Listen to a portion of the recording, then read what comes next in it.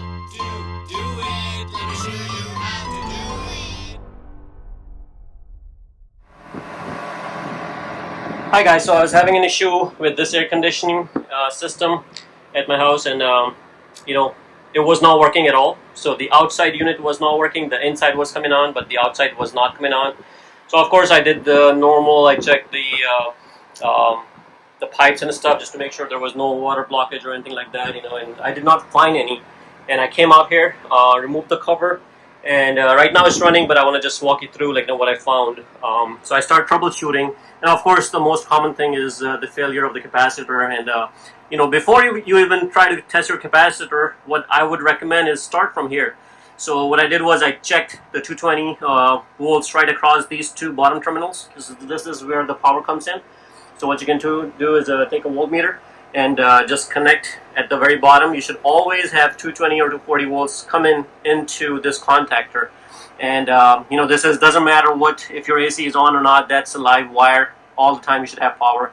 So if you don't have power right at the bottom, that means either your breaker is stripped, or if you have a set of fuses, one of those is bad. So that's easy fix right there. You can find out why the breaker tripped and stuff like that. It could be a bad breaker or anything like that. So I already had 240 volts right there. So now you start going up. So if you notice, you have this leg which is always hot. So that means I have 120 on here, right? So when I say 240, this is each leg is 120 each. And when I say leg, is the red wire that you see. So each red wire is 120 volts, adding up to 240 volts if you measure it together, right? Or if you reference to ground, then it's 120 volt.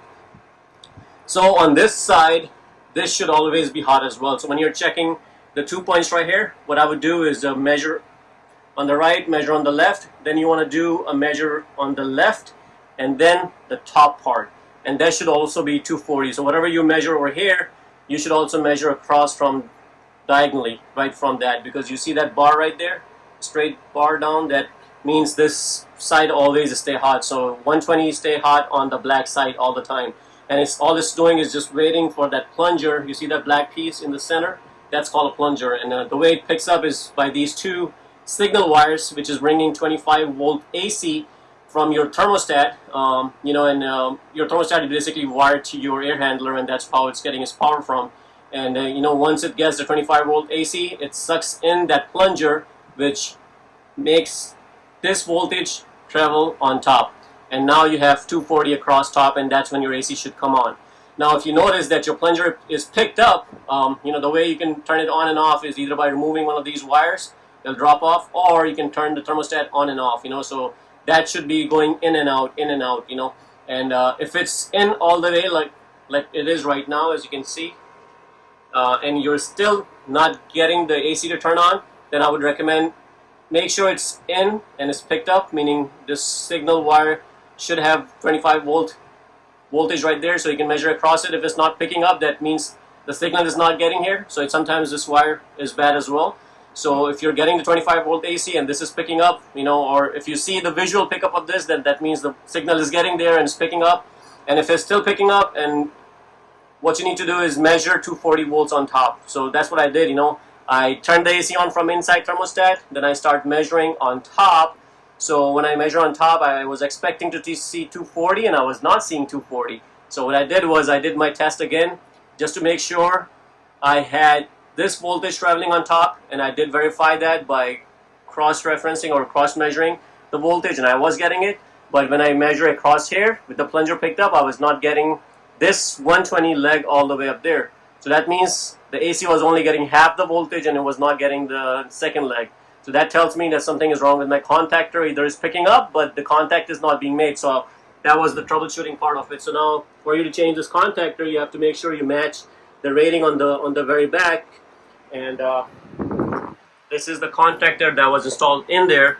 And let me show you what I found in there. So as you can see, I don't know if you can see it or not.